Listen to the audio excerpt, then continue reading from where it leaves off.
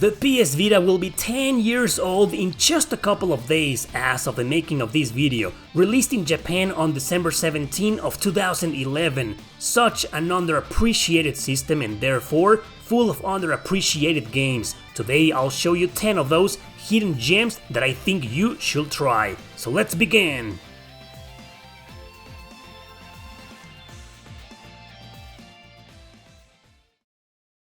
Number 10. Eternal Blade.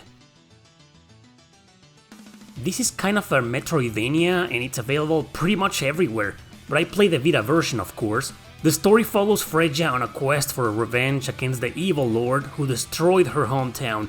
To do this, she wields the mysterious Eternal Blade. The controls are decent enough with awesome combos when you fight your enemies, but the point of the game is its puzzles that revolve around time itself. That's right, you can control time here to rewind it in order to go back to where you came from, or move forward, or even defeat some of the bosses. There's also the usual platforming involved. It's basically a cross-genre with small Metroidvania features. Pretty solid too. There's a sequel to it, but I haven't played it.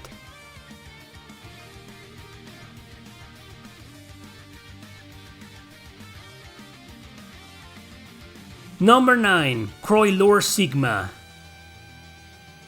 I probably pronounced the first word wrong, but anyway, this is a hack and slash game with 4 playable characters, but you gotta beat an entire mission with the first heroine to unlock the next one and so on.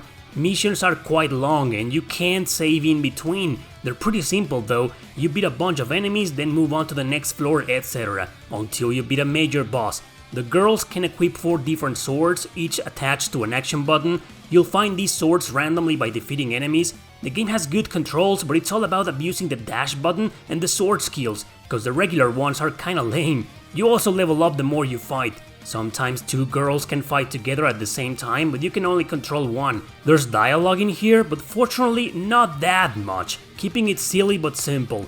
This is a really fun game to play every now and then, check it out.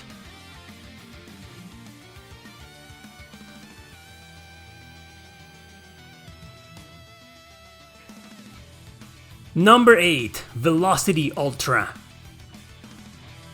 This is a remake of a game originally released on PSP and PS3, a highly unique shoot 'em up with puzzle elements. It's called Velocity because there's always a timer to complete the mission and escape. The goal is to rescue survivors locked up in these capsules while teleporting to wherever they might be and fighting aliens. The screen scrolls slowly, but you can use a boost button to speed it up. This is a game that heavily plays with your senses, as you need to memorize which button does what, and sometimes reacting fast enough to avoid death, which means teleporting, shooting and boosting at the same time, is very hard. And it obviously gets harder the more you advance, but it's so addictive to play. Most people are familiar with Velocity 2X, its sequel, and yes, it's the better game, but I feel this one doesn't get the recognition it deserves.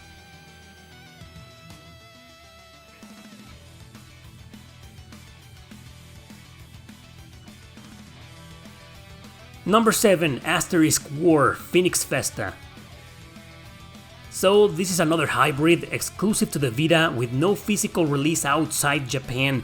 There's a Chinese version with English subtitles, but it's very rare and expensive. I say hybrid because, well, first of all, it's a visual novel based on an anime that did very poorly in reviews. Don't worry, the game is much better. It's basically a harem taking place in high school where you get to choose your waifu and shit. It can be quite funny sometimes, so it's a decent comedy, in my opinion. Second, it's also an action RPG. You and one companion will do random fights against other students or girls, all being a part of the tournament. The fighting here is awesome actually, controls are great and the hack and slash feels very responsive. To level up though, you'll need to fight but also to train during the many intermissions the game has by selecting certain exercises to do, and you also have the option to just fight against whoever you want, which also turns this game into a fighting game. So it's a fun hybrid with some fan service and kinky stuff, but also with great combat.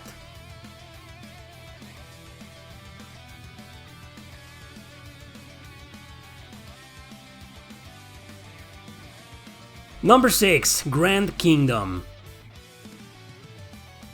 Also on the PS4, this is a war campaign RPG. You'll have to create parties of fighters based on a variety of classes. The job system here is pretty easy to understand, so it's great even for people who aren't into deep levels of it. You start as the commander in a group of mercenaries, but later you'll be able to align yourself with one kingdom during the war. The campaigns are played in these long maps where you'll be able to explore, find resources, and fight enemies. They play a little bit like a roguelike RPG. Battles are played in turns, but with a mix of strategy where positioning your characters is crucial to win. It's always best to have a diverse party, including a healer, as your characters can only attack once per turn. It also has an online versus mode, but I've never tried it. This is kind of a complex game, more oriented to strategy RPG gamers, but one that I still strongly recommend.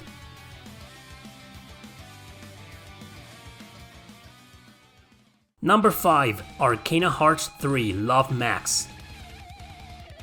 This is a fighting game and an enhanced version of the original arcade release in 2011. It was also released on the PlayStation 3 and Windows. I swear I didn't plan this video to have several games where their entire cast of characters are girls. It was just a coincidence, I swear. Forget about the story here, it's beyond stupid and it doesn't really matter like in most fighting games. The controls are superb here, way better than its previous entries in the series. That's what makes it stand out so much. You got your force gauge bar to fill up in order to execute your special attacks, now called Extend Force. Getting these supers is not too hard, but there's also a simple mode to have them assigned on one button. It's more combo based than technical, which is why I obviously liked it even better.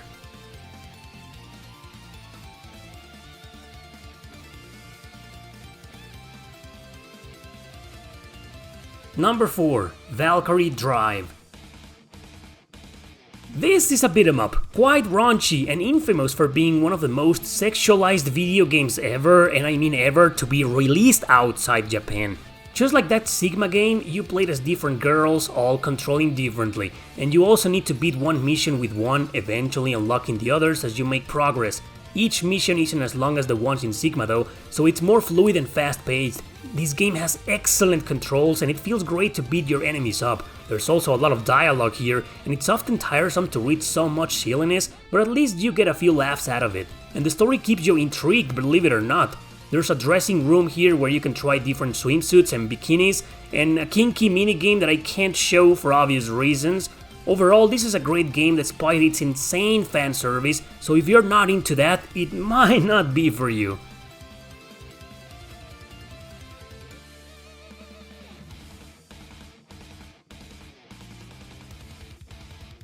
Number 3. Dengeki Bunko Fighting Climax. I told you this was also on the PS Vita, and man, it plays just as great as it does on the PS3. This is one of my favorite fighting games ever. It's a huge crossover from many different anime series out there, so it's fan service done right, because despite having your usually irrelevant story in a fighting game, the personalities of the characters are written correctly. The controls are amazing here. You know me, I love more combo-based fighters, and this is one where it just feels great and responsive to attack your enemies. Plus, you can select one support character for an assist in battle, and then a blast character to perform a move to deal more damage or dodge an enemy combo. There's an updated version of this game also for PS3 and Vita, released as well on PS4, but it stayed in Japan. I wonder why. Anyway, this is an awesome fighting game.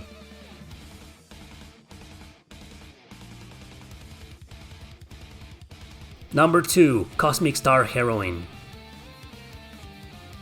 I talked about this indie RPG on the PS4 video, but the Vita was where I beat it for the first time. It's an excellent science fiction adventure where you control Alisa. She's an agent that goes rogue with her friends in order to take down the corrupted organization she used to work for.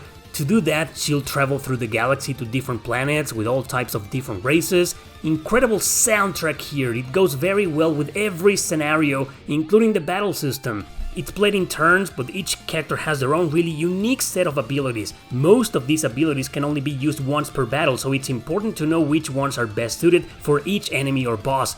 This is the best indie RPG I've played in my life, and it's also available everywhere nowadays.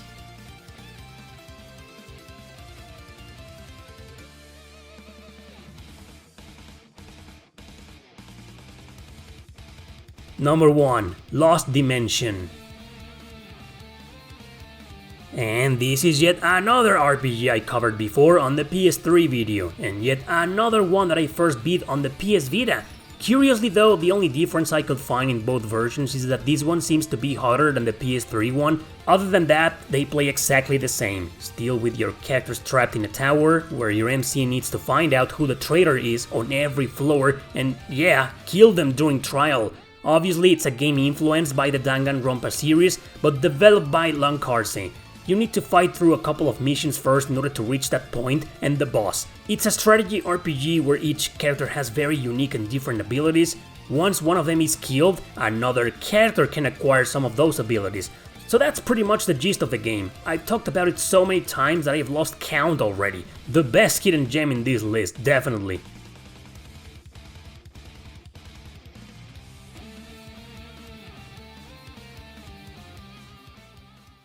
One of the many reasons the PS Vita failed is because most of its games were on other systems and performed better. Most of the ones I showed today are great on the Vita itself. So those were my 10 picks for today's video. Thanks for watching, don't forget to subscribe and share this video with your friends. Long live the PS Vita, man! See you next time!